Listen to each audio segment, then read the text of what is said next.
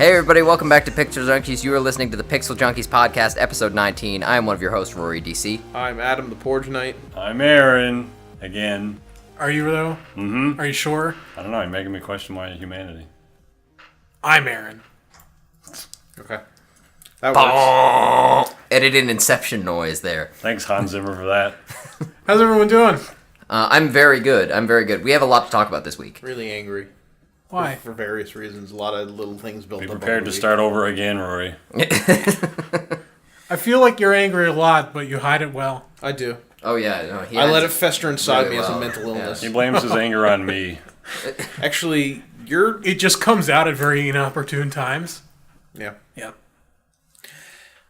What do we want to start with? We've got a bunch of stuff to review. For one, we all saw Mad Max last Saturday. We did all did. see Mad Max. Apparently there's a video on IG and I just saw it, or Elsa would have brought it up before the video. It's Mad Max, but with Mario Kart sound effects. Yeah, I saw that. I didn't see the video, but I saw that it existed. So I want to watch that. But yeah, Mad Max. It was good.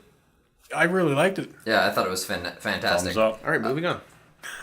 They're making another one They are making another one. I'm looking forward to that, actually.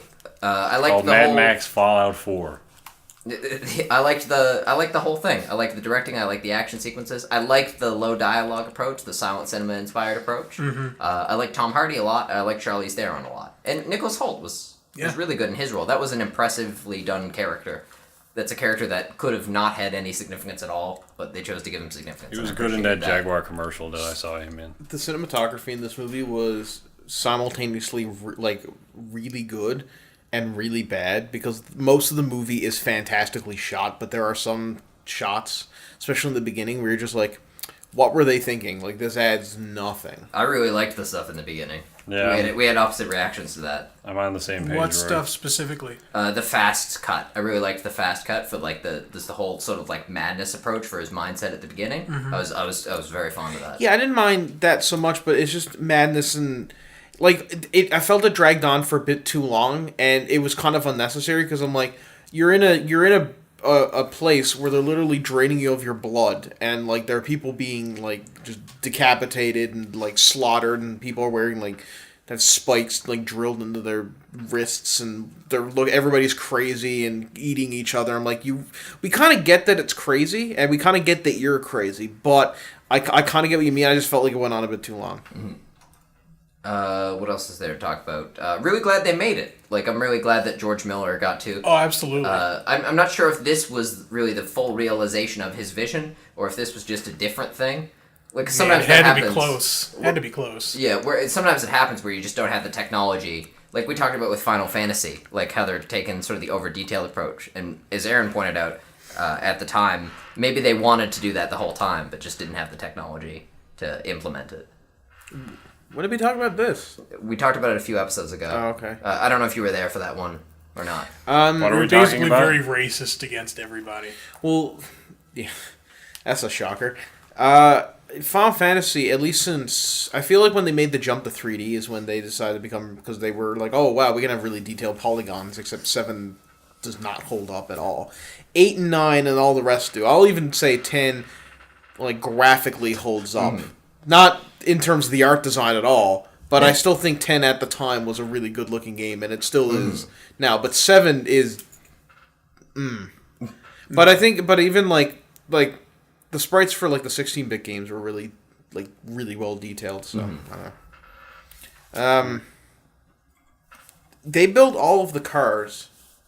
Yeah, there Like, was did they? actually almost. Well, I don't want to say almost no. Very little. There's very little CGI in that movie. There was a lot of really great effects. Yeah.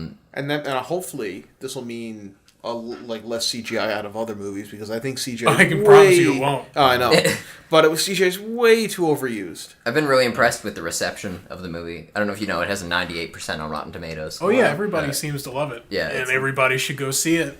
We saw the 3D version. Now George Miller actually said that's his preferred version, even though it wasn't designed with 3D in mind. It was filmed for 2D. Yeah. He said it's a movie you want to see in theaters, on the biggest screen possible, with, spend the most money on the you can on the tickets. Although I do want to and see get it the best experience. I do kind of want to see it in 2D to see what it's like. Yeah.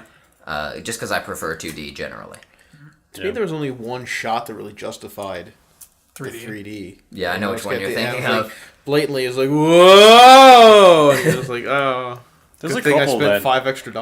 Yeah, it wasn't really worth the 3D. There were a couple shots that had good depth of field to them, but a lot of the 3D tricks, I think, like if they're like, oh, we'll do a 3D shot here, is like something not going by this camera, but literally going into it. And like the first couple 3D movies that I've seen, like something goes into the camera, you're like, you blink, it's just in a reaction, you can't really help it. But now it's like it's just starting to wear. It's like, oh, something went into the screen and disappeared. It's like, okay.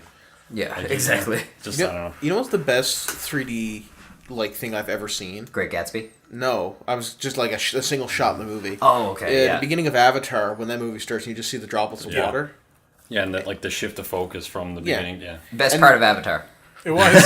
It was the most memorable part. I sat down and tried to watch it again because I'm like, I haven't seen this since it first came out in theaters. I had a DVD in on a shelf somewhere and still wrapping this thing. I'm like, oh, I'll sit down and try and watch this again, see if this thing couldn't do it.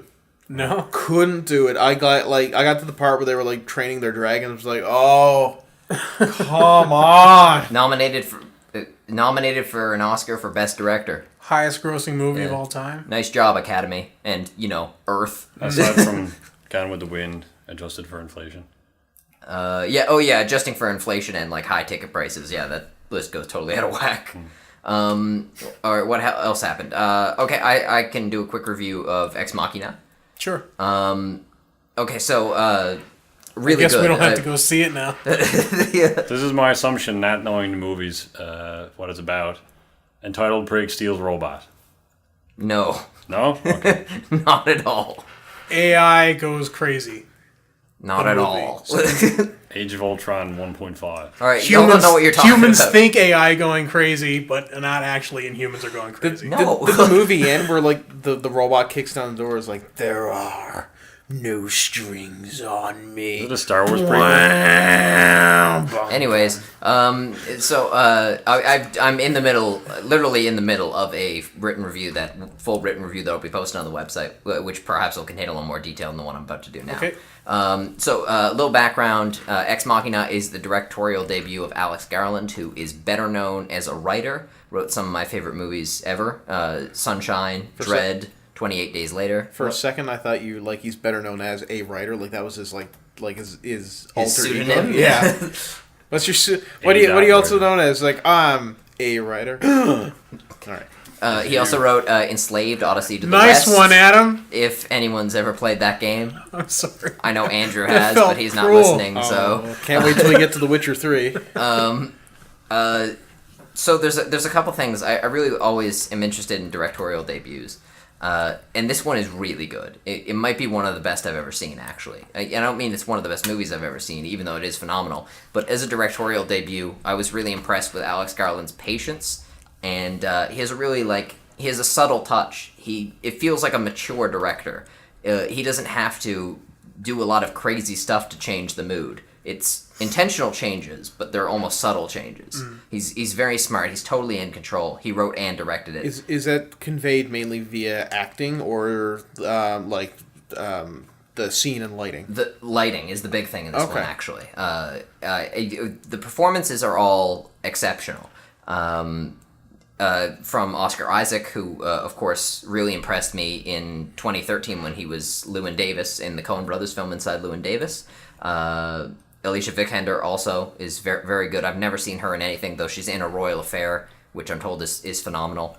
And Domhnall Gleeson from Frank. Frank was, of course, one of my favorite movies made last year.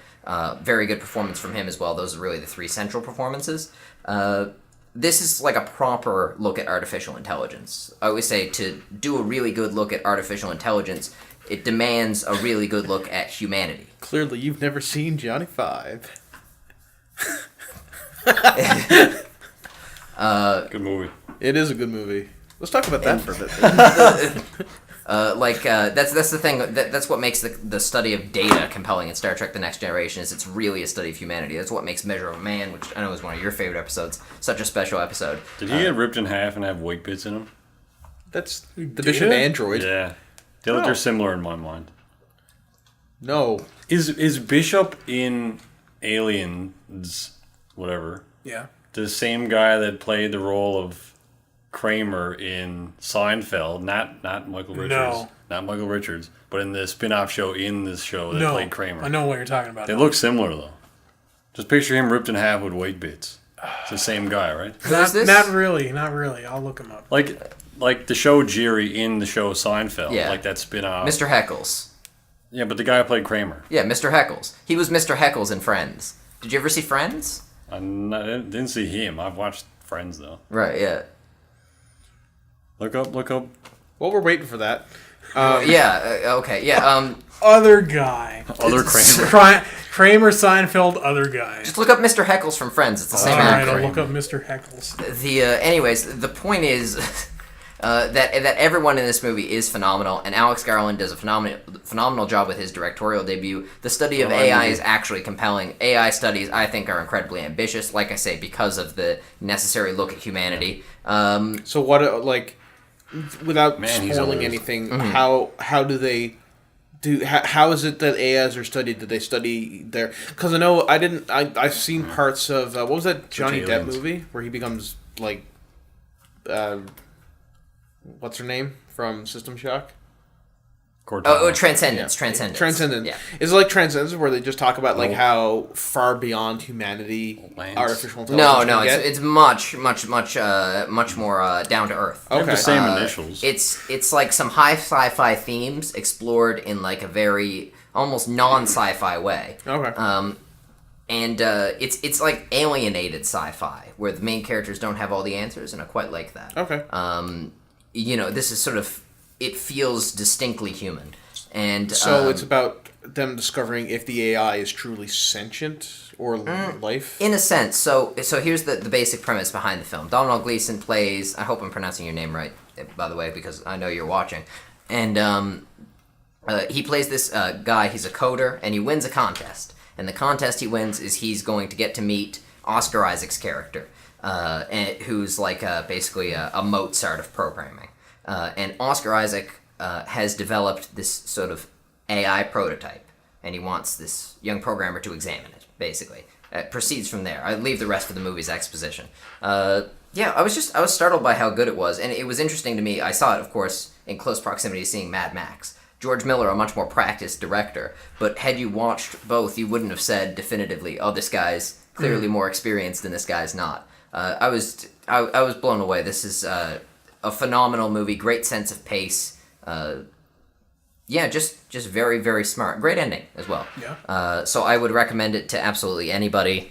Is the ending easy to understand, or is it one of those trippy sci-fi endings? No, it's very easy to understand. Okay. It's a concise narrative. All good. They pull the plug on the AI, and Oscar Isaac's credits. does something. How's his character? Sad trumpet. Or how's his acting? Because he's a good actor. Oh, he top level. Aaron thought his name was Poe earlier. Who's the Poe Trying guy? to convince me his name was Poe. Maybe I think his name is Poe in Star Wars. Yeah, Poe Dameron. He's Poe Dameron in that's what I was Star Wars, trying I believe. He's the pilot guy in Star Wars. Is that Poe Dameron? Yeah, that's it. Yep. Okay, yeah, that's who he plays in Star Ray Wars. and Finn. Yes, About three there we other go. names Yeah, in Star Wars. he's good.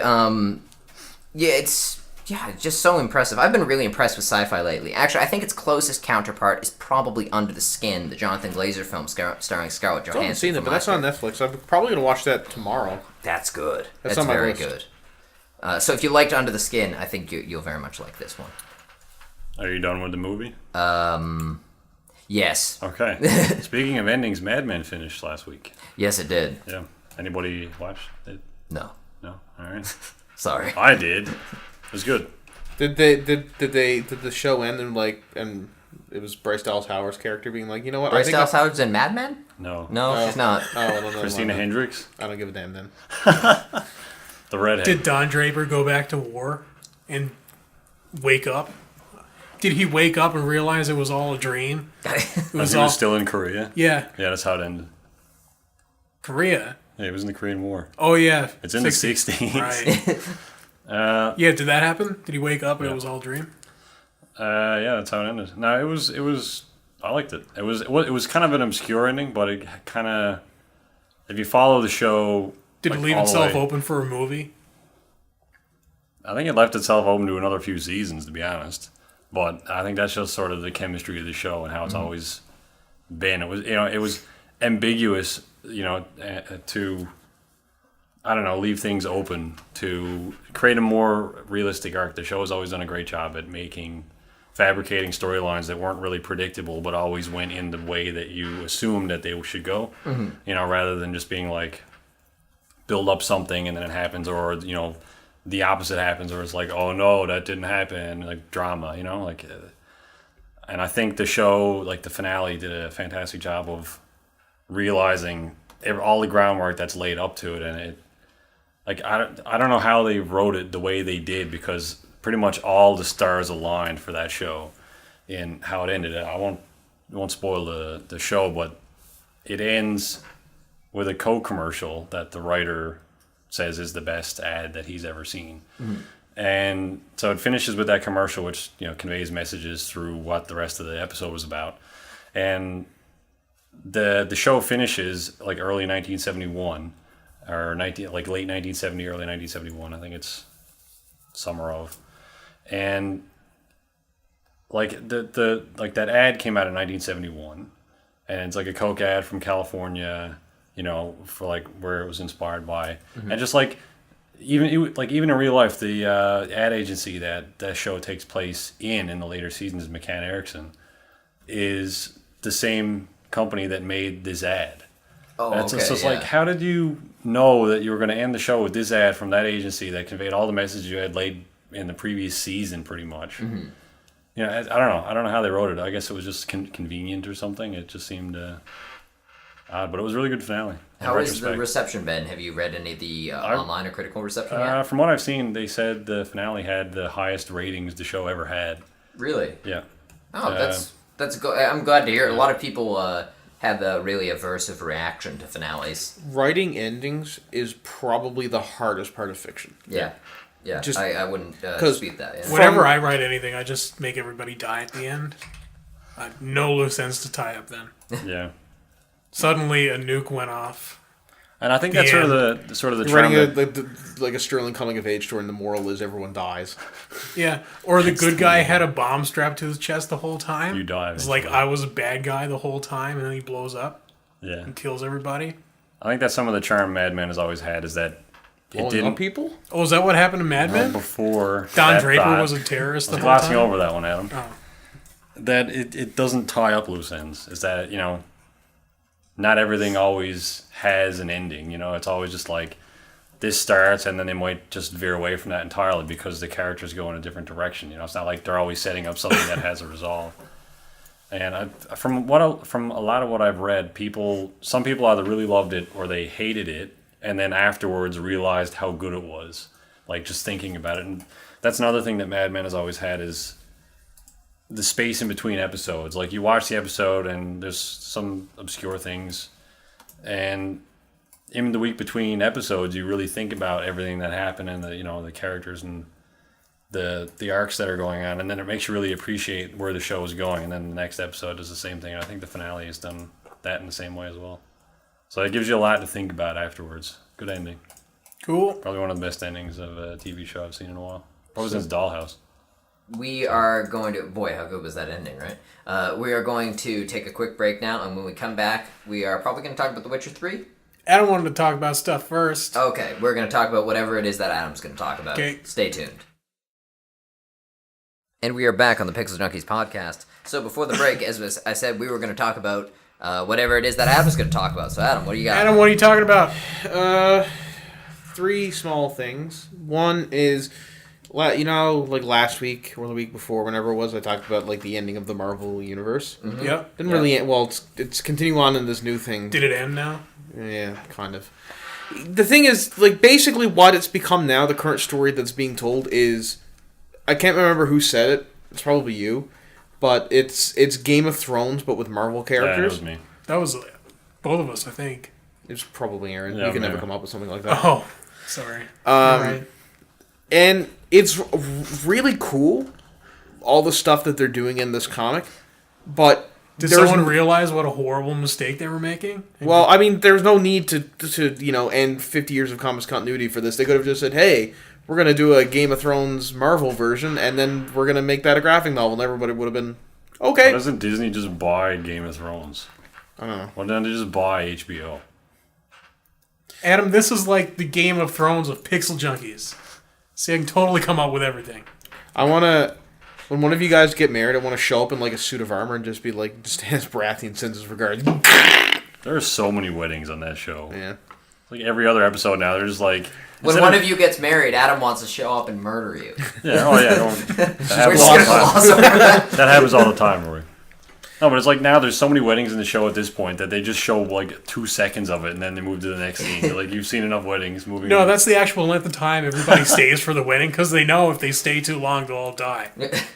But like So they show up for 2 seconds, like, hey, and then they all drop leave. off the gift. Yeah, Yeah, drop wedding off the last- gift. blenders at the front door. I just thought like the wedding last season, you know, with like it was always like outside, it was festive, there was like hundreds of people, it was like a whole day event.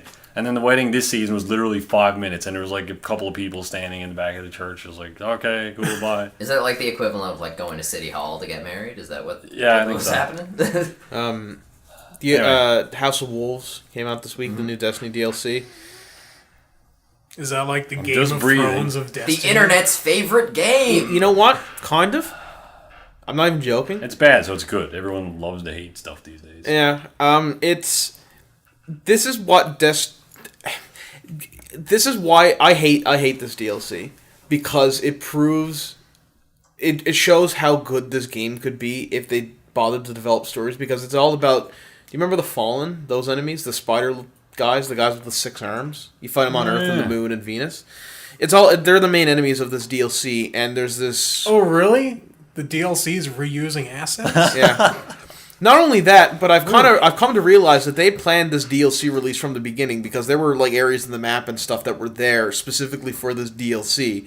That, like even on like the map select screen, So how there were areas that were. how much is this DLC? I don't know. I got it for free. Oh. And by free, I mean I paid for it when I got the You got the season season pass, Yeah. which- The answer's Oh, okay. like $20. Is that the only Is it? pack that's included? I think. No, Dark Below. Let's find out. Can we find out? I'm And curious. the season pass was 20 Pretty bucks? sure it's $20. Right. Yeah. I have no idea. Probably That's too 40. much money.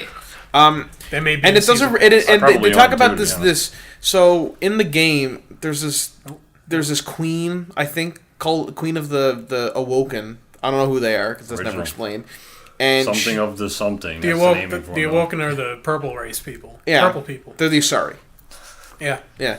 So they have these. So they have the Queen of the Awoken, and in her little empire, she has these fallen. I'm like, oh, that's cool. So one of the villainous races isn't actually all villainous. Turns out they are, because they kill everybody, and now you have to go track them down and kill them. It's all about this guy who's the leader of this house called the House of Wolves, and they're trying to take over the other fallen houses. And it gets, I'm like, there's something Winterfell. political and like really cool going on in the background here between the power politics of this, and like they're talking about lore and different battles that happen. I'm like, but you know where I found out all this information? On the wiki. Yep. Not very little That's of it the was story, conveyed. the grimoire cards or Yeah. whatever. It's like, But they do this does Story I unlocked. will admit, this does a much better job of conveying story than the first DLC or even the main game, because they actually do convey a lot of the story in like the cutscenes and just like through the just guys full talking dialogue. and You mean stuff. But there's it's more not than enough. one cutscene? What? There's like 2 cutscenes in the base game. One's like, that's the Traveler. And then the other one's like, there's the bad guys. And then That's credits the roll. Traveler. And then the other one is, good job. Good job destroying everything. Yeah. It's okay. Yeah. It It gives you a new hub area, doesn't it? Yeah. And Oh, they give you new really? weapons and stuff, yeah. It's in the reef. I mean, Oh, that cool. area's kind of You cool. can actually visit there. It's the palace, I think, yeah? Yeah. So is Yeah. it just the area that's in the cutscene? That Like area one in- hallway? Oh. No. Oh. I assumed it was. It's they introduced 2 new areas. They have What are you breaking now, Rory? The audio. 2 new areas. There's the or 2 new game types. Sorry. There's the trial of Orosis. Osiris? Osiris. There we go. Thank you. There you go. Which is a 3-on-3 like hyper competitive multiplayer that I can't play because like Sounds there's like no a game mode matchmaking. they already have. Yeah, there's no matchmaking. 3-on-3. And then there's Matchmaking. I think they increased the rewards for consecutive Crucible. wins. Yeah, and they can increase the rewards for Crucible. They increase the rewards for anything. So it's actually a little bit easier. Now you only have to play 50,000 maps to level up. Yeah. I fixed Destiny in my head the other night, and I can't be bothered to go through it again. The other area they just add remember is what I thought the other day. I fixed it in my head, too. I went back in time. Didn't play it. And, yeah, I made Bungie not make the game. I fixed Destiny the other night when I played The Witcher 2 instead. That was... Yeah. There's a lot of potential with this game that was not maxed, but anyway, it's alright. Don't get it. Thanks, Activision. Not worth it. It's not worth $20. It is $20. It's not worth it. It's $20? It's That's on not its even own. kind of worth The it. expansion pass is $35. It could have been an amazing Game's not worth expansion it. pass. It's not worth it because, as Adam points out, they had intended on this from the beginning. Could have included it in the Because when you full go into game. when you click on the reef, there's the reef area itself which you can't access. It's just there, and then that circle in the middle of the reef becomes the hub area, and then there's little lines that sprinkle out, and that becomes like the Prison of Elders and like the Crucible and the Trials of Osiris or whatever. Yep. And I'm like, that was all. But I remember that being there when I bought the game back in September. I'm like, they planned that. That was 100% planned to put in the game. Was this disc locked? I hope not. Probably. I don't even think I got a download. House of Wolves download finished, like 6 kilobytes. Like, I'm sure all the areas and everything were on the disc. Like, I don't think they would go back and edit that. They seem like they wouldn't do that.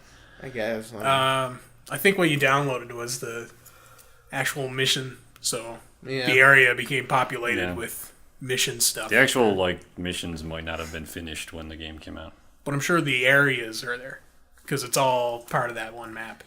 There's trying to get good gear in this game is impossible because I went to the guy who gives out all the exotic gear, and I'm like, okay, I need a good helmet, so I'm gonna try and get an exotic helmet. I bought 3 helmet engrams, which means you have to decode them, and they could be a helmet. Anything.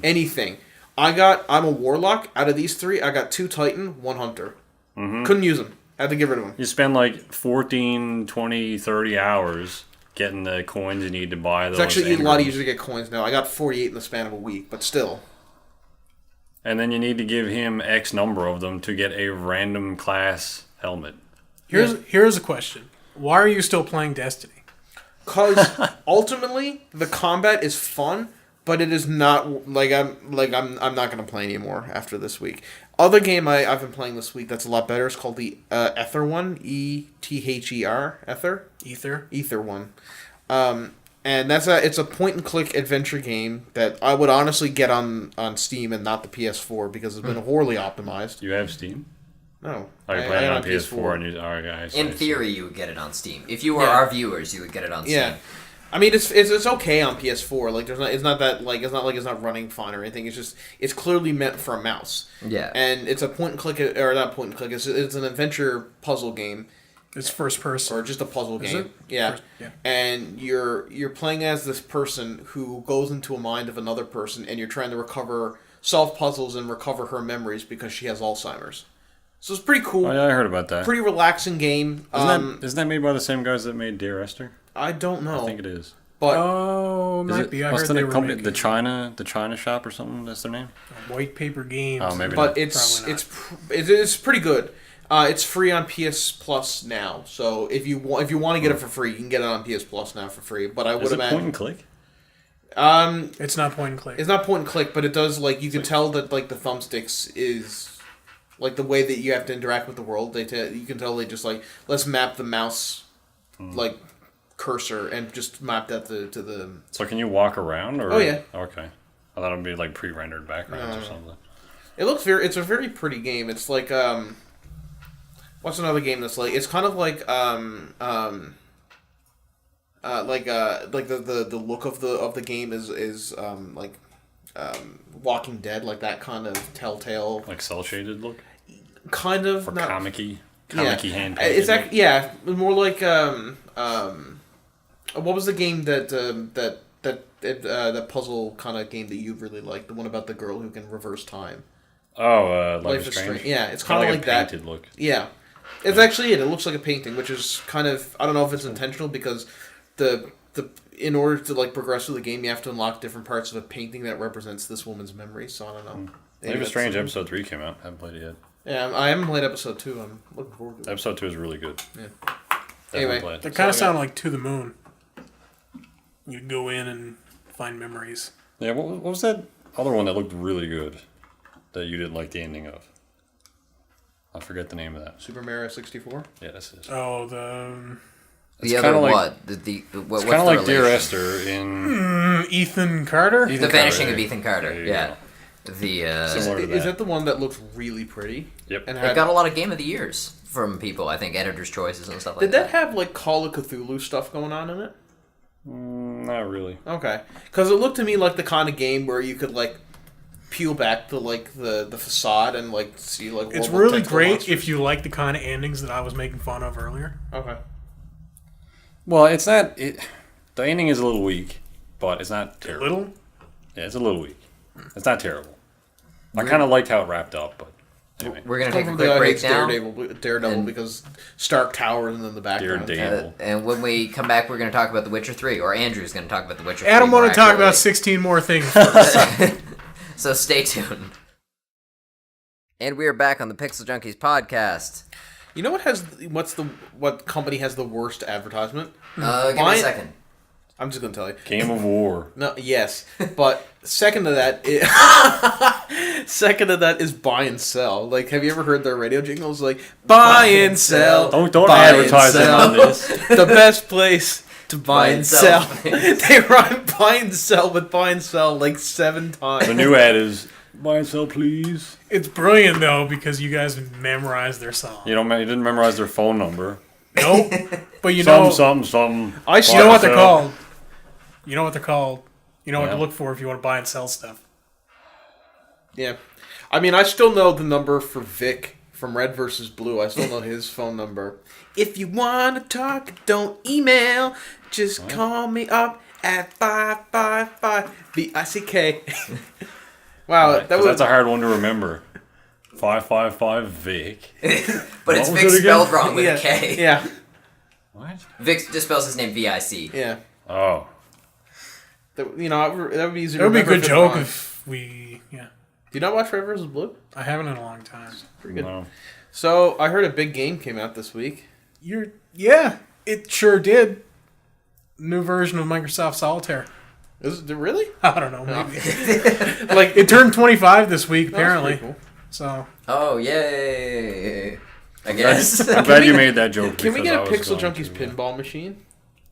what? You Yeah, can. that sounds like a totally legitimate use of money. Not like we need another camera or anything. We need a pinball machine.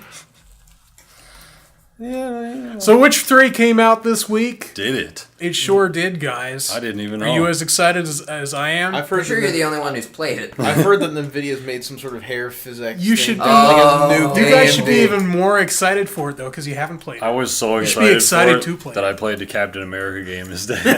I'm waiting to finish 2 before I play You finished 3. 1? I did not finish 1, but I love 1. Yeah. I was so not in the mood to play it. I played Destiny instead. Oh, That's man. even worse than That's- everything. Yeah. I'd rather go play the Captain America game, which... Yeah, man, it wasn't Let's a talk bad about game. that for a bit. It wasn't a bad game. Was it, did it follow, is it like Chris Evans' Captain America, like the movies? Yeah. Yes, they're all the actors play all the actors. It's in the game. canon. Right, so it's MCU. Yeah, Right? Yeah. That's, sort of. does it affect the MCU? Like, is what happens No, in this outside well, the it takes- MCU canon? It takes place during the war, so it would take place during the first movie. You know, in the middle of the movie when there's a big montage where all the stuff happens? Somewhere in Consider there. the game it's like- taking place during Oh, that okay. montage. Except in typical action game fashion, it has a very, very big in physical scale boss at the end, which I feel like the movie probably should have mentioned, so I'm not going to consider it canon. What do you do as Captain America and his vaguely defined powers? Well, the story of the game is... Vaguely defined. What? He's super strong and he throws a shield. Yeah, well, he can do a whole bunch of stuff. The story of the game, he's going in to do something, I don't know, whatever, and his plane gets shot down, and he lands in a castle, basically, like an old German castle. Does he pass BJ Brockovich or Barovich? What? What? Blaskowitz. Who? It's Blaskowitz, but Yeah. it's like Blaskovics. Yeah. It's something. Blaskovich is the actual name to Wait, way yeah. to pronounce that name. What is going on? Wolfenstein, man. W-I-C-Z is Vich. Didn't play that. Yeah. Anyway, so it's sort of like Arkham Asylum in how it's structured. Like, you can explore the castle whenever you want, except it's sort of segmented into levels, not really open world. Oh, okay, that's kind of cool. I was worried it was going to be like first-person shootery, and instead of shooting, you throw a shield. We did a special on it. Yeah, it's very... Oh, I didn't watch that. It's basically Arkham Asylum, except Captain America during the war. It takes place in a Nazi castle. The combat is very good. I really enjoyed, like, you can, like, throw your shield and then, like, beat up dudes and catch the shield. And, like, I don't know, the way you can sort of choreograph how you fight is really fun. What's the movement like? Like, Captain America can do a whole bunch of, like, crazy, like, acrobatics, Yeah, right? there's like, a lot of, like, almost parkour in the game where you, like, jump off walls and do flips and side rolls. Yeah. I didn't think they were going to do that. I thought they would shy away from that because it was hard. I'm impressed. Yeah, no, it was actually really well done. It's like Prince of Persia. I like how much faith you have in the video game There's some industry. platforming. Well, Prince of Persia is great because it combines like the parkour like stuff with the combat. Sorry, something weird happened with the headphones. Yeah, it's not as parkoury as that. All right. And imagine how powerful Captain America would be if he used guns. Or a bomb strapped to his chest. He would be the most powerful superhero ever for like one time. It does a great job at putting weight to your shield. Like, the noises it makes when you hit guys with it, like the tong, like the real heavy, like... So you can, like, bat people across a room with the shield and it, like, ragdoll all across. Did Venom ever take over Punisher? Probably. You're actually making me want to play this game. That's the game is good. What's happening Takes over right now. It's a good game. I don't know if it's any better on PlayStation, but on Xbox it suffered from bad frame rate drops. Not like 2 frames a second, but like most of the game plays at probably 15 to 20 frames a second, which is playable, but it's not playable. It is playable. Speaking of bad frame rate drops, apparently there are some versions of The Witcher 3 that are having really bad frame rate drops, like from 80 frames. You're just trying to get us back on The Witcher. Yeah. All right, I'll talk about The Witcher now. It's very good. It's a very good game. Everybody should play it. It's probably the best game I've played in a long time. Does it easily the best RPG in years? Have you gotten stuck in any loading screens yet? No. Okay, good. It's locked up a couple times before the new patch. I'm not even gonna bother. No point. Oh, yeah. He's making fun of you, I think. I don't know who I'm making fun of. Everybody.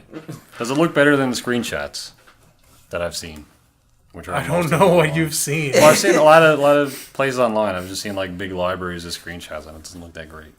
Oh, it looks fantastic. The lighting looks really odd. Like, no, you're wrong. The environments are lit differently than the sky color or something. No, you're wrong. Okay. It's very good. There's no complaints in how it looks at all. Okay. Because I know that the second one looks really good. I assume the third one looks really good too. I don't know if these are just like glitched the third one makes the second one look like an N64 game. Good. What do you need to max this game out? I have a 980 GTX 980. That's an $800 graphics card. Does it bring? We were having a debate about this in the math society. When you loaded the game, did your PC go? No. We were having a debate on whether you need 2 Titans to max this out. It'd be great if you could get good. graphics Okay, cards thank you. It depends on the frame rate you want. So the thing is, Adam mentioned 60. the debate was circling around 60. Adam mentioned the NVIDIA Hairworks, yes, which is the hair physics stuff. That cripples my machine. I have an NVIDIA card. Oh, your $100,000 gaming PC's crippled by hair physics. Oh no! Oh no! I have the option of hair physics. Who gives it? Oh no! Who gives a damn? Oh! At no point during any game have I ever been like, if only the hair moved realistically, otherwise the game is crap. Okay, so see it on PlayStation. It does. Are we going to talk about this NVIDIA thing? Yeah, I'm trying to. Okay, yeah. Or Geralt. I might as well just leave for a bit. No, it's fine. The hair physics don't cripple the machine so much as it does lower the frame rate significantly to the point where I can't comfortably play it with a mouse and keyboard. Right, yeah. If it's not 60 FPS with a mouse and keyboard, it's hard to play for me. So, like, what do you mean? You just have to switch over to a controller? Yeah, with a controller, it's fine. I've opted to turn it off at the moment until they release a better patch or something. I don't know. The problem is it's like physics. It's basically that amplified to strands of hair. It looks amazing. It looks incredible. It's a big problem if you have it is very unoptimized. You have a 980. For those of us like me who don't have a 980, we're having a hard time right now in the world of games. Yeah. Project Cars, we were talking about this a little today at work, and like Project Cars sort of started this whole thing, right? It was one of the big sort of catalysts in... Project Cars is a little different though, because Cars don't have hair. Like NVIDIA worked with That's them, what I mean. And Radeon opted to not work with them. I mean, that's what I mean. The problem right now, like with what's going on, NVIDIA sort of started vaguely there. Yeah. And just, it's not the same problem, but there's been sort of a series of issues if you have anything less than a 980. What do you have? Me? I have a Titan Black. That's an NVIDIA card. Yeah. As well. And it's a very nice one. It's an Asus. So with the hair... Crap, what's it called? Hairworks. Oh. The Hairworks. Are you talking about the old one? TrustFX is Radeon. Yeah, no, that's what I thought you were talking about comparing it to. With Hairworks on, I'll go from a steady 60 to the lowest I've gotten is around 45. Mm-hmm. Is it worth it? I've heard even worse frame rate drops, though, depending on what you're... If you're running an AMD card, like basically any AMD card, you can expect a 40-plus frame rate drop. Yeah. Good luck to me. Yeah. Yeah, there's almost no optimization for AMD at all. What is it like worth it? I've heard, like, deliberate... Like, that was kind of... I've heard people say that was deliberate on NVIDIA's part. Yeah, but I have no idea. If you don't work with the company that you're releasing your game on, or vice versa, how can you optimize it for There was an issue. There was an issue with CD Projekt Red. Not with them. It's not like their fault. But there was an issue with like the information they had about the video cards, and just like exactly like the information they were working with both companies was kind of. I don't want to say sketchy. Like, it was super incomplete. NVIDIA working with Slightly Mad on Project Cars is like, oh, well, try this instead of this, or you can optimize it by doing this. You know, instead of like, no, we don't want to be involved in the project. Go away. It's like, well, it's probably gonna not run great on your cards. Yeah, exactly. Yeah. So. As I understand it, CD Projekt Red didn't have all the information they probably would have liked from either company, from AMD or NVIDIA, actually. I don't know. I think they got it pretty right in terms of the Hairworks. Like, they added it to a lot of stuff in the game. Mm-hmm. It looks incredible. You were asking if it's worth it. It probably is. If you're going to play with a controller, there's absolutely no reason why you wouldn't want that turned on, because it increases, the quality of the game like crazy. Yeah, crazy. I'm just wondering if it's like too stretchy, because I know the TrustFX and Tomb Raider.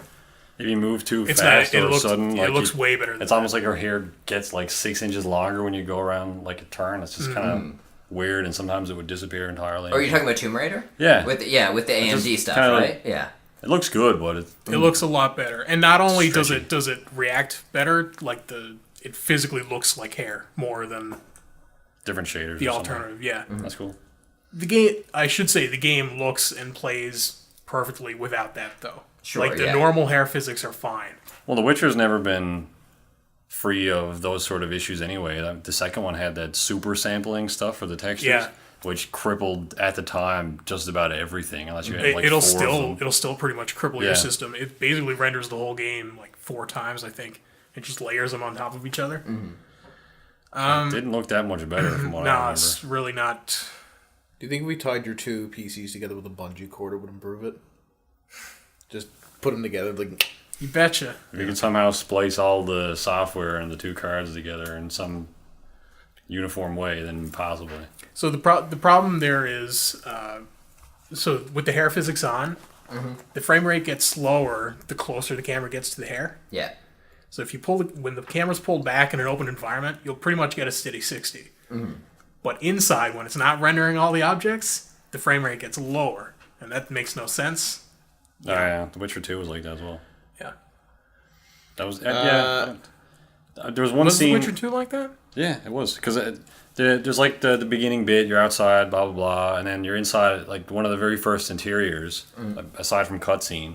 I was getting a playable frame rate, I'll say at the time, because I had a 460, which, might have been getting 30 frames a second outside. Yeah. And then when it went into the inside, it was like 2 frames a second. I was like, I can't even play this now. I can't get through this level to get to another outside bit where I can play the game. Mm. So anyway, they ended up patching it later, and it worked fine. So I'll probably do the same thing with this. I'm going to be Frankensteining myself a new PC next year. next calendar year. That is. Everybody should be doing the same for this game. It'll cost me about $1,000, which I think is pretty reasonable. Oh, yeah. I was doing up the price today. You'll build something really nice for that. Yeah, exactly. Yeah, I've got something very nice in mind, actually. But yeah, anyways, we will talk about that later. But so have you gotten into any of the... first of all, how's the combat? Let's get that out of the way. It's very good. It's difficult to master it. Mm-hmm. It's easy to pick up and play it. You probably die a few times before you get the hang of it. Mm-hmm. Is the combat involved? Because I found with the game, one of the reasons I'm not a huge fan of Dragon Age 3 is I found... I don't really know why, but I found I wasn't as involved in the combat as I felt like I should be. Like, I'm sure it's a lot of little things that add up to one big issue, but I just... Unlike, let's take a game like... Well, in Inquisition, you're just holding a button to attack, right? Yeah. There's no... It felt like it almost like a It's more like being a general than like being a fighter. Well, I was going to say like an MMO where you have hotkeys to a certain extent for all your powers. Is it like that, or is it more like Skyrim, for lack of a better? Because that's the only game. It's more like Witcher 2. Okay. Yes. So like you have, I'm assuming like fast attack, hard attack, magic spells, all that kind of stuff. Okay. Yeah. All right. So it's completely action, real time. Okay. You press a button once, you'll attack once. Okay. It's an action game in terms of that. Is it further away again from Witcher 1, or have they taken some stuff, or have they sought like a middle ground between 1 and 2? It's hard to say. There are aspects of both Okay, that come in here, but they change pretty much all aspects to certain degrees. Mm-hmm. So the combat itself, they added a new dodge mechanic, so you can still roll around and stuff, but dodging is also important. So if you roll, will put you a greater distance away from the enemies. Okay, While dodge will just sidestep their attacks. Sure, okay. Yeah. But you get surrounded very easy in this game. So if you dodge, you're probably going to get hit. Mm-hmm. But if you roll, you're going to get out of the way, but you're not going to be able to attack because you're too far away. Right, okay, So it's very... I quite like that, actually. I've heard this is a game where it's like Dark Souls, where 1-on-1 you're pretty much good. 2-on-1 maybe, but any more than that, and you should really back up and try and thin out the herd, as it were. That's very true. I'm not saying it's probably, I'm gonna guess, it's not nearly as hard as Dark Souls, because Dark Souls is a kind of unforgiving. But you know, This is very difficult. You get gang attacked very easily. Is it like the second one in terms of difficulty? Because the second one was pretty hard. It depends on... I recently played through the second one on the hardest difficulty. Not impossible, because you die and your save gets erased. The one below that. That's horrible. No. Dark mode. Okay. I played through on dark mode. That was difficult, but doable. I'm dying more in The Witcher 3 than I was in that one. Is there a casual? There is, yeah. I think I'm it's gonna play called on Just casual. the Story. Okay. Oh, that's good. I'll play on that one. Yeah. Honestly, though, the combat is very rewarding. But what I'm enjoying more than the combat is the world and the story. They're done... I don't know, man. It's like... This is the best RPG I've played in a long time in terms of those things. So the world is very realized. More so than any Elder Scrolls game, more so than Morrowind? Yeah. Really? Yeah. That's amazing to me. More so than Final Fantasy Crystal the Chronicles? world itself, not the universe. Not the universe. I would Explain. So the physical world you're in. Yes, I understand. Yeah. It's not as well developed as the universe of the whole like Elder Scrolls lore Nothing's with the more Daedra and stuff like that. Yeah, Oh, okay. nothing's better I'm with than that. it. Right, okay. But So it is as open as advertised, yeah? Oh, yeah. Okay. Because they've been going on about how open it is, since Are they the started doing beholders? marketing. Are there beholders? I don't know what that is. They're like giant eyeballs with little tiny tentacle eyeballs. He's being a funny guy. I am. It's a D&D thing? It is a D&D thing. No, there aren't any of those. No, I'm not gonna play it then. Oh.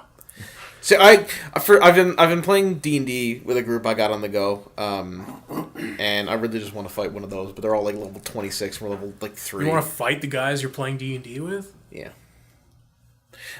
So I know The Witcher has a really deep lore. Yep. That I know is really well developed. Here's the thing I like most about this game and the story.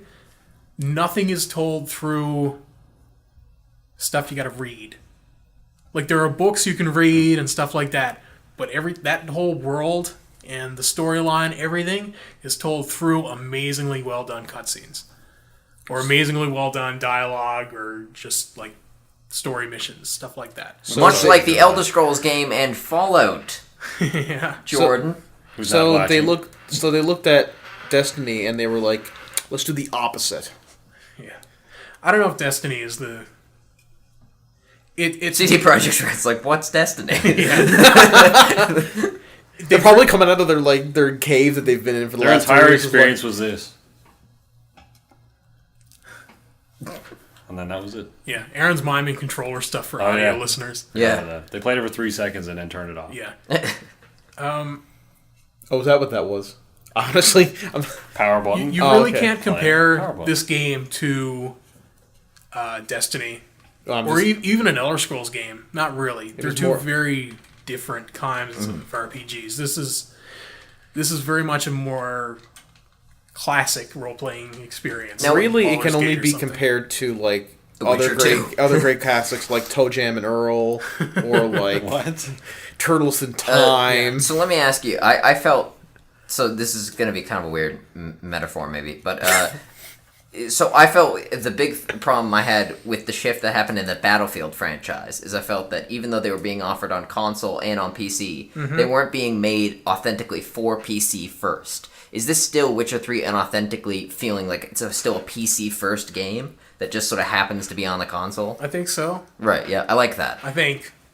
It sounds You can- like with this hair physics thing. Yeah, well, I mean, It that's... wouldn't be a PC game if it didn't bring your PC out behind the back of the shed and blow its brains out. Oh, you didn't get the $900 video card. You only got the $800. Oh Oh, you have it on console. You don't get any options at all. no, it's on console. It looks like On console, it does look good, I gotta say. Does it? Yeah, well, yeah, it does. I'm It's very a impressed. console game. I don't know why the- this the- is console. The Oh, difference R2D2. is all of your settings are set at 30 FPS. No. All of my settings can be exactly the same as yours, but at 60 FPS. Well, sometimes, unless real you want life to see is the one hair. FPS. Oh, Yes, no, realistically. absolutely. Yeah, console settings. Like I can keep the settings of a console and get a steady 60, right? Yeah. It's not. I don't know why. I mean, like, I honestly don't care about graphics. I really don't. But I will admit that I'm starting to come around to the fact that some games need to be played at 60 frames per second, and I don't understand why that's locked for consoles. But I am gonna get this game for. You don't understand why? It's not locked. It's optimized. Yeah, but what I mean is like why they can't get 60 frames per Because, second out of a lot of well, games. 30 frames a Because then second, the game would look like crap. hardware-wise, 30 frames a second is relatively easy to get, but those extra 30 frames is really difficult on some hardware. I care about graphics up to exactly 2008. Anything made in 2008 or after looks fine to me. I care more about art style than about like raw graphics. The biggest ones, regardless of the graphics themselves, is frame rate and resolution for me. And Right, yeah. consoles can't do either. Like I consoles know what these you mean, days, yeah. you're lucky if you get 1080. Even though these consoles are supposed to be 4K compatible, which good luck with that. Yeah. And, the frame rate is always 30, if that. They're compatible. They have HDMI.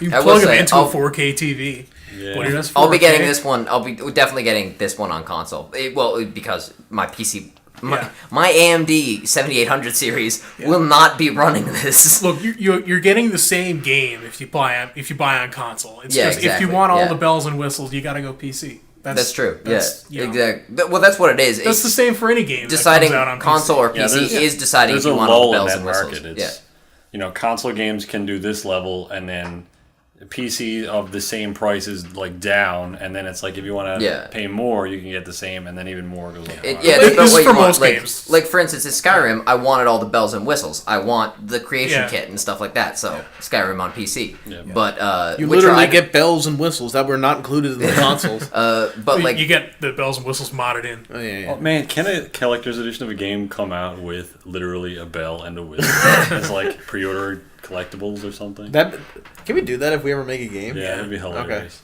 Can we call it the like? Let's say we're making Mass Effect 4, and it's like Mass Effect 4 Bells and Whistle Edition.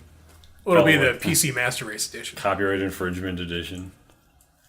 We're gonna make a Effect 4. point. We're gonna make a point or a like a turn-based tactical RPG called Mass Effect 4. Nothing to do with the rest of the Mass Effect series. Turn-based games. Is there a mod for Mass Effect 4 that makes people walk properly? 4?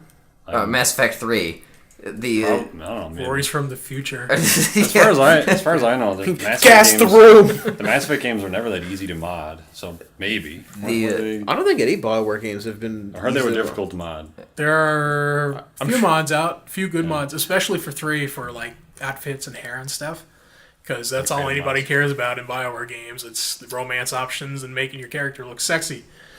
But yeah, I think it's really sexy when characters walk like this. Personally, Oh, yeah. I think when Commander Shepard strolls in at the begining of Mass Effect 3. man, the second one is so much worse than that. The limp they have in the second game. Yeah. The Shepard limp. Although that game looks really good for, I mean, I still think today like the lighting in that darn game it. is amazing. They all Sorry, look good. This keeps getting caught in my I gotta chair. tie that in a knot so you don't run over the Can, cord uh, and tear it So in half. what's the actual? So like the lore's good and stuff, but what's the actual? We've got a minute, by the way. We'll continue this. Yeah, we're gonna continue this. I want to to wrap this up for the radio though. Yep. It's easily one of the best games I've played in a long time.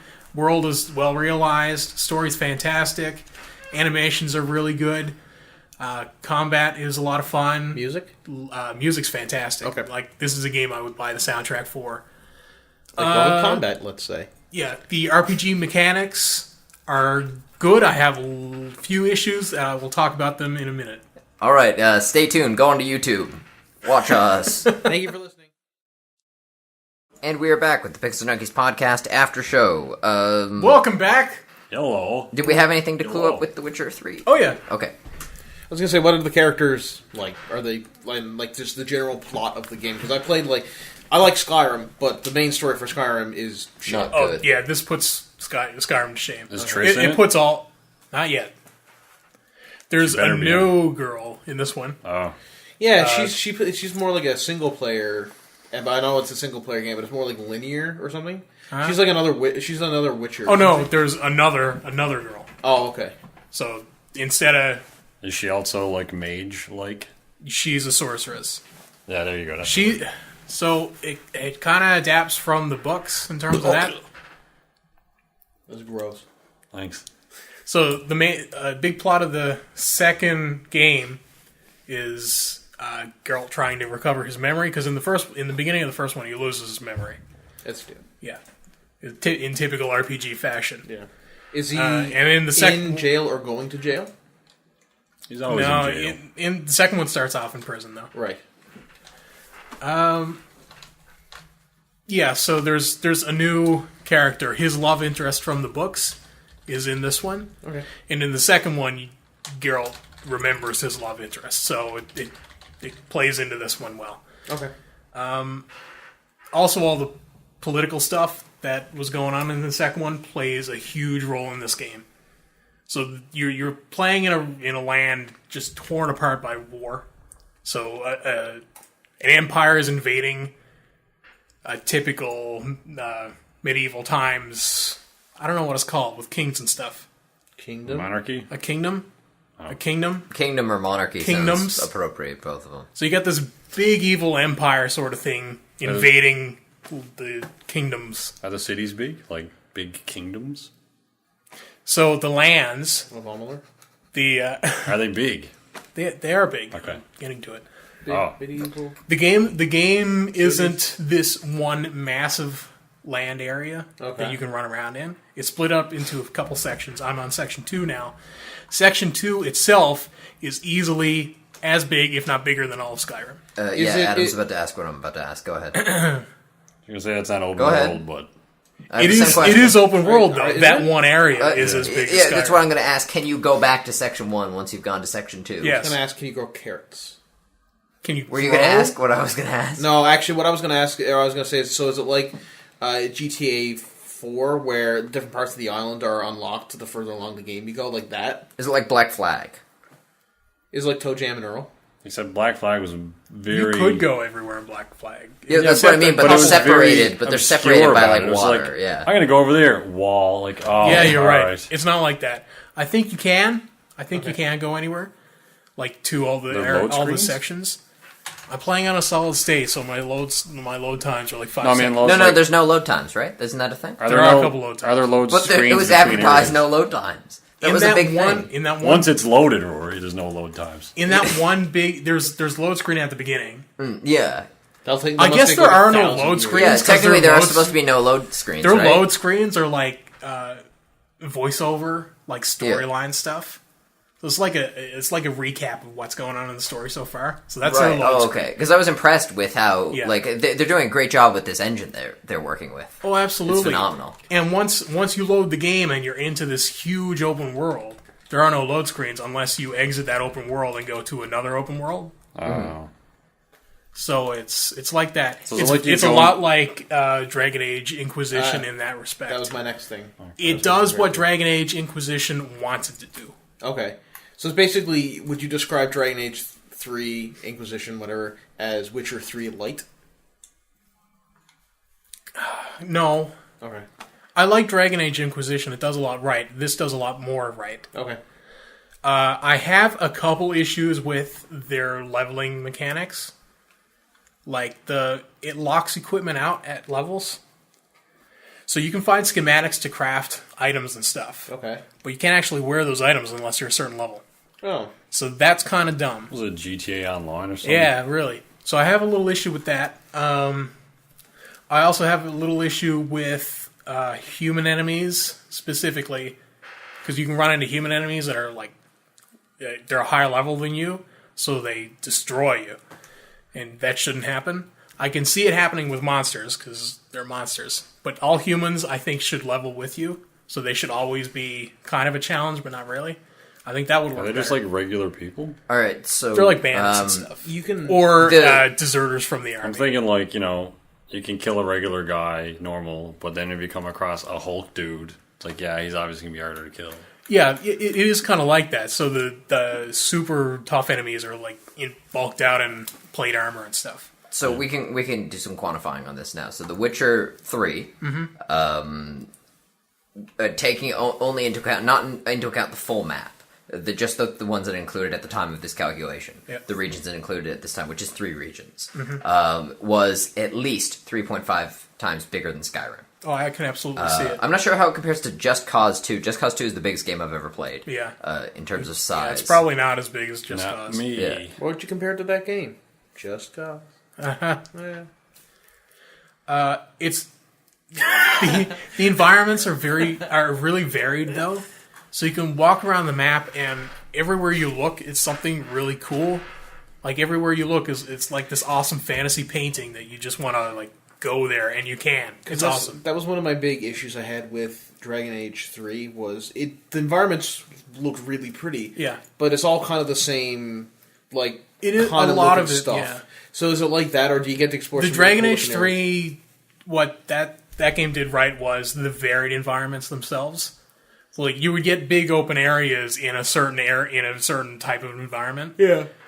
A plus on that game is there were lots of areas to go to. Yeah. So that was cool, like going to the desert or the snowy plains, whatever. Are there any barren areas, or is everything like a house or a town? There are lots of barren areas. It's very much so it's made by guys in Poland, right? So it's very much the European forest type settings. Yeah. So you get very swampy, like crap on the ground type areas. Lots of really cool forests, very, very densely populated areas. This towns. So today, I'm not that far into the game, but today I was looking on the map and I saw this thing that looked like a town or a small city. So I decided to go to. There's this big bridge going to it. Now it takes up a very small area on the map. So I set a waypoint and I go there. And when I get there, the bridge is like, it's massive, and the city at the other end of the bridge is gigantic. It's insane, and it's so small on the map. It was just very impressive. What are the because I heard a big part of I mean it's called the Wild Hunt. A big part of this game is getting like monster bounties and stuff and like tracking them and stuff. The Wild Hunt refers to something else though. Okay. The Wild Hunt is these mysterious. It's a mysterious race of elves, I guess, from another world, another dimension sort of thing, that invade this world and steal children. Oh. So, this is in all the games. Okay. But in this one, I guess it comes to a big conclusion. Something, I don't know. Because from my understanding, this was like a series of books and then like a TV show and a couple of movies before it became a game. TV and show and movies aren't part of the canon though. No, but I mean, like it's not like the game. They were incarnations of The Witcher, Yeah. though. Yeah. But like okay, wrong about the Wild Hunt, but the big part of this game is tracking monsters and stuff. Because I remember at the E3 last year, they had like you were able to track a griffin and stuff. Yep. How is that? Because it seemed to me like that could be a thing that just is really gimmicky. Like you do it once and it's not really as rewarding as it could be. Yeah, well, the monster contracts are basically you go to a notice board in a town. They'll have all the notices up there, so you look at the notice board and you pick a contract, and it'll tell you a certain area the monster's probably going to be in, or someone you got to talk to and he has information on a monster, or you might have to find clues or something. So typically there will be an area on the map, a big circle. So you go to that circle, and then you use your Witcher senses to look at, you try to find footprints or anything, and you track the monster that way. Okay. Sometimes it's right on the map. Like, you go to the spot, and the thing attacks you right away. Okay. Or, yeah. But it's not like, I'm assuming it's not just like, because they made a big deal in Batman Arkham City where he was like, oh, like the detective mode in this game is going to be so much more involved, and it really wasn't. Like, No. is it kind of more involved? Like, do you have to use a little bit of ingenuity, or is it basically just follow the breadcrumbs? It's kind of followed by breadcrumbs. That's a little bit disappointing. What about the monster fights themselves? Are they rewarding? Oh, yeah. Like, are the monsters So every varied? type of monster is susceptible to different things. Okay. So you really have to think on your feet, because if you don't, you're dead. Because it's very punishing if you don't. Like, if you just try to hit him with your sword, you're gonna die. So like, can you fight like what kind of monsters are there? Like giants and griffins and dragons and. I haven't seen any giants. I'm sure there are some giant things, but yeah, griffins, harpies, all kinds of different fairy tale stuff. I know there was Trolls. a dragon in the second game. I don't know. I didn't get far enough in to see if you actually get to fight it or something. But I know, like, I think, like, just from how the characters are interacting, like, we didn't even think these things were real. So are there dragons Yeah. in the third game? I haven't seen any yet. Okay. They're wyverns. Okay. But Wyverns. They're so, like, the dragons are wyverns, or there are wyverns? no, wyverns in Witcher are not dragons. Okay. They're types of. I guess they're related to dragons. They're not dragons. Are they Wyverns come up way too often on this show. Yeah. Is it wyvern or wyvern? It's wyvern. They say wyvern in The Witcher. Then it's wyvern. I just made up that it was wyvern. I have no idea. I've always called them wyverns. I've always heard Granted, wyvern. I haven't been calling them that long because I only. I think knew they existed I when would it's Spyro. imagine it's wyverns because another word for dragon is a worm. Yeah. Are the wyverns like Wyvern? I don't care. Wyvern. Are they like the things that the Nazgul ride around on, the fell beasts, like that A kind of thing? little bit. Wyvern. Yeah. Wyvern? Yeah. There you go. They're a little smaller than that. Oh, okay. But yeah, they look similar. They're not like full-blown majestic tail things. They have little short, stubby tails. They're like they're they're cool. like bobbed. They tend to hang wyverns. out with harpies in this game for some reason. I don't know what's up with that. man. But there you go. Wyverns hitting that. Some bestiality going on there. Wyvern. There you go. Wyvern. I guess they're both acceptable. Maybe one's Yeah. British and one's American. I don't know. That's usually what it is. Seems odd that we would have two different pronunciations for a name of an animal that doesn't exist. Whatever. Dragons were by far the best part of Dragon Age 3, in my opinion, fighting those Oh, things. yeah, They were... absolutely. The first time I stumbled across one of those, that was really scary, because you're just like, oh, and all of a sudden, you're like, Yeah. oh, okay, I'm dead now. Yeah. a big part of this game is going out and exploring, and there are marked areas on the map with points of interest. Turn off that friggin' music. That's what I've been hearing. Yeah, the whole podcast has just been suddenly. Andrew's been playing the Mortal Kombat something soundtrack this entire podcast on 20% It's the Mortal volume. Kombat. This is the Mortal Kombat More Combat album. Oh my! Literally. All right. Continue. Whoever was talking. I was just reading up the dragon entry on the Witcher wiki, just seeing like if there are any with The Witcher 3, and it was What's the Witcher wiki called, by the way? the Witcher wiki. Nice job, I guys. should call it like the Witchy or something. Yeah. Dragons are flying monsters, or draconids, which are said to represent the forces of chaos. Aside from cats, dragons are the only creatures known to absorb magical energy, so good for cats. Aside from cats, yeah. It's because they had 9 lives. Oh, yeah. Anyway, what They were can you only saying? do it 9 times. By the way, does anyone know the genesis of that cat's 9 lives thing? All right, we're getting into like thousands of years of history here, It's an Rory. Egyptian thing, right? Egyptians had cats. I don't know, man. And then they killed 8 cats and I've been one lived. almost killed a dozen times. So I mean, like, Pretty sure you're making that up. Oh, I'm absolutely making Yeah, of that course up. he's making it. when's he not making it up? My thing is coming up with something so stupid it can't possibly be true, but there's a hint of possibility there. Well, Yeah. it's an 80% possibility until the very last bit where it's like you just pushed over the edge and then you gauge the reaction. Yeah, watch our latest Let's Play. What was that? This will be Battlefront 1. Watch the end of that. For Well, oh yeah, because this comes out on Monday. Yeah, all right. So a big part of The Witcher 3 is exploration. So all the points of interest are marked on the map, but there's a lot more that isn't marked on the map. So, like, I marked a point on the map that I wanted to go see. You go to a notice board, and it'll put a bunch of question marks on the map. And once you go there, you figure out what those question marks are. Okay. So I was heading there, and on the way there, I ran into this big deserter camp of guys that had left the invading army. Oh. Just kind of stumbled into it. Yeah. Oh, yeah, that's just like sort of that. stumbled into it, and the guys were like, "Hey, get that dude." Oh, so then they tried to kill you? Yeah. What did you do? I had run away because they were much higher level than I was. No, but what did you do that they wanted to kill you? You found Just their camp. existed. That sucks. That guy is a It's coin The Witcher. purse. You had Bad a day coin for purse. Geralt. It's Yeah. The Witcher. Every single NPC that's not in a small town wants to kill you. Oh man, in this game, every single person that is in a small town wants to kill you too. The side quests are one of the best parts about this game because they're all Sorry. they're okay. all voiced. They all have well done cutscenes. Okay. It's so good. It's such a good game. Okay.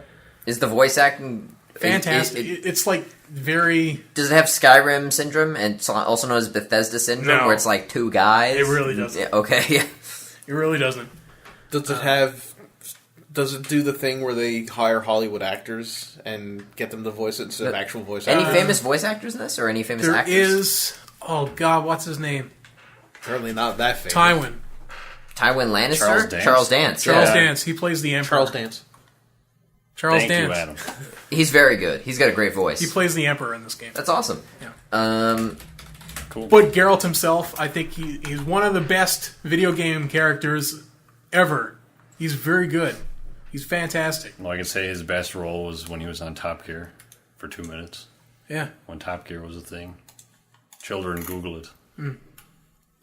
Yep. Yeah. Another favorite part of the game is I said I like the cutscenes, but how the cutscenes work is very well done. So it doesn't suffer at all from the Mass Effect sort of thing, where everybody uses the same sorts of animations. Oh, And okay. it looks very mechanic in terms of how they move. The facial animations and the way they move, it's very human-like. It's very well done. I don't know if they use mocap. They had to. Very well done. Okay. Fantastic. Nice job breaking everything.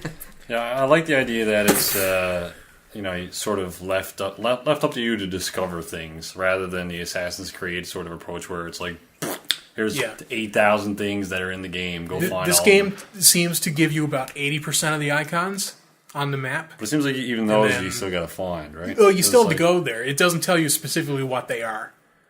So it'll give you a question mark, and it might be a monster's den, it might be another deserter's camp, or it could be weapons cache or something. I like the idea of that. It's just sort of like a Bethesda game where you only know of what you've seen. You know? Like, exactly.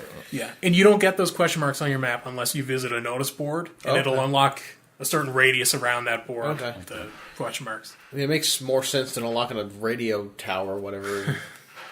There was one of the bigger problems, actually a major problem I have with a lot of RPGs is enemy variants, because until you get to like level 10 in a lot of games, you're fighting rats and zombies, and you're basically just glorified pest control, and then you get to start fighting cool stuff. Is like that in Witcher? Like, are the enemies nice and varied? You do fight rats at one point, but it's well done the way they do it. I don't want to spoil it, because it's well done. well, it leads it from the first two games, I assume, so it's not like you need to start from scratch, I would imagine. No, not really. A lot of wolves in this one, just in the woods. A lot of packs, lots of wolf Makes packs. sense. What's the menu system like? It's good. This was I the have big an problem I had with the earlier Witcher games. So, big issue I have with it, with the mouse and keyboard, is I'll press I to go into my inventory. If I And press it quits the game. if I press escape after I'm in my inventory, it'll go to another menu where it'll be like a character inventory I don't map. like that. I don't like that. This, and this. Yeah. It goes into the console, Yeah. console menu screen. Yeah, That could be. That seems like it could be easily fixed with with a patch. There's probably already a mod that disables that feature. I've been playing Rage recently, and it does the same thing where you hit tab to view your inventory. Yeah. For some reason, it's tab, and it brings up your inventory. So you hit escape to get out of it. Brings up the start menu, and you're like, escape again to get rid of it. Escape Yeah, to get at least out of it doesn't do this. Aaron, did someone steal all your games or something? You've been playing like Captain America and Rage? Like, Yeah, what? I don't know. After Mad Max, I was like, I really want to play the Mad Max game. And And Rage is the closest thing. Andrew yeah. lent me the Captain America game like a year ago, so I was like, I'll just get that out of the way, and now I'm trying out Rage again. Anyway, Witcher. I'm pretty much done. If you like RPGs, you should play this game. The CD Projekt Red said it was a genre-defining game. I don't think that's true. It's a genre-defined game. So it does everything an RPG should. It does them very well. Right, okay. Yeah, I see what you mean. It's the difference between being strong on the established ground and breaking new ground, I Yeah. guess is the... the Okay, difference I see. between Bare Naked Ladies and Beck. Yeah. I don't really think it does anything new per se. Yeah. I'm sure there are a few mechanics that are new. Obviously, it's a Witcher game, but it everything it does it takes from other NVIDIA titles, physics. or it just builds on Kate Upton's in it. prior Witcher mechanics. No, she's not in it. She might be. I don't know. She's not in it. There's a Game of War ad in one of the notice boards, and there's like a GIF, and anyway, So yeah, you guys have to play it. I gotta play the I will. first two. Well, after I play the second one, I'll play it. Can I? You can try it out. How much time have we got left? We have, like 9 minutes, 8.5 minutes. Okay. I've seen. If you're done with The Witcher, Yeah, you just... Okay. Yep. Oh, done talking about Yeah. it? Yes, I'm done talking okay. about it. Can I borrow? Can I borrow The Witcher 3? Well, that means you gotta borrow my Steam account. And could you fiddle around with the insides of my laptop so that it won't die? So it's like, if I put The Witcher in, you think the laptop would just explode out the bottom? I don't think your laptop can run The Witcher 3, Man, unfortunately. I don't. I I'm getting guarantee it can't. I guarantee that it won't. But there's a game that It'd be I great saw. if they did that. They, like CD Projekt, you're right. They just had like a, unless you have a certain range of graphics card, just said nope. Yeah, no, it could do the we reserve the right to blow up any computer. Did you ever see that drive by that parking lot? We reserve the right to crush, take, or launch into space any vehicle that's not belonging to a customer. Can you imagine if you put in The Witcher 3 into my laptop and the GIF came up of J. Jonah Jameson and Spider-Man just going... Probably. Are you serious? So I watched Angry Joe play a game this week called Galactic Civilizations 3. That game looks really good. I just want to give a, just shout out to that game. It's a 4X game, so you start off on a planet, you have to build spaceships and explore the galaxy and stuff. Mm-hmm. But the amount of customization in that game is amazing. So you can Do you have to craft it? What? Craft the spaceships? Mine materials and craft the spaceships? Yeah. Is it first person? No. Galactic Are you doing a checklist of Civ. things you hate in games or something? It's an right now? RTS, basically, right? It's like Install. it's like Oh, is it an Civilization. RTS? Oh, okay. Yeah. I thought it was Minecraft sort No, of thing. the 4X is like Civilizations. Yeah. I was Just really floating around space. No, I thought it was another Minecraft. StarMade. That's a Minecraft clone. The level of customization in this 4X. game is amazing. You can make your own factions and put them into the game. So, Turn-based strategy. Angry Joe made an Angry Army faction, and they made a Corporate Commander faction, and you can make your ships. Oh, okay. And not only can you make What they stand for? your ships and customize the color and stuff like that, but when you go to build your ships, you can say, "All right, I'm going to build a battleship." You can customize the look of a battleship. So, I went online and watched the video. One guy made his faction. He called it. He made the Federation essentially. Mm-hmm. You can easily turn this into a Star Trek game because you can eliminate all the pre-established factions from a game, and you can make your own faction. So you can make a Klingon faction and give them Klingon-looking ships. You can make a Romulan faction, Cardassian faction. Can you make wormholes and go home? Yes, actually, no. And have that be like 1 out of 4. You should missions in the game. should make the Lannisters, the Tyrells, the You probably Starks. This is just Game of Thrones in Game space. of Thrones in space, man. I mean, It'd be amazing. How much is this game? Adam, I thought of that. Not man. out yet. I thought of that. It's only They gotta do early the access wall. for I think It'd be the ball. limited. It's only limited early It's access. a black I don't think it's hole. out yet. But it looks very The good. ball.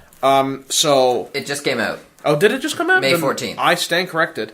Anyway, $50 Station Black. that's not bad. on Steam. for Station Black for protects that. the So ball. if you're looking for a 4X game, I recommend checking that out. Apparently, it's really good from the reviews and stuff I've seen. So when I get a good gaming PC, because I'm gonna get one at some point, just so I can play games like that. I'm gonna get all done. All done. I'm gonna get that game and play it because I've been You jonesing. won't need much. Oh no. Nope. Doubt it. Most 4X games don't. Recommended 2.3 gigahertz Intel Core i5. You can probably run this already. I guarantee Yay. you can run this already. Then I will be getting it for my laptop. 6 gigs RAM recommended, 4 gigs minimum. RAM lower. You might be able to run this on your laptop. Yeah, when I saw the How much RAM, I RAM do was. you have? I think he's got 6. I mean, You'll be fine. somewhere between I don't know and You'll be fine. You'll be fine. Empire Wars is a good 4X game. 4X. Sort of 4X. What processor does he have? I think he has an i3. Intel Pentium Yeah, 2. he'll be fine. The reason that Andrew knows this is because he helped me debug my computer. I saved your laptop. Yeah. So what happened? You Was can there- win by cultural domination. Without getting into too much detail about my own personal laptop, was there a lot wrong with it? Man, there was so much German Scheiße porn on that thing. It was literally clogged with shit. Related Trojan Yeah. viruses. No, there wasn't too much. Okay. Yeah. Because I got a call the other day, and Adam, what's all this German Scheiße porn doing on your laptop? yeah, it was an awkward conversation to have with Grandma.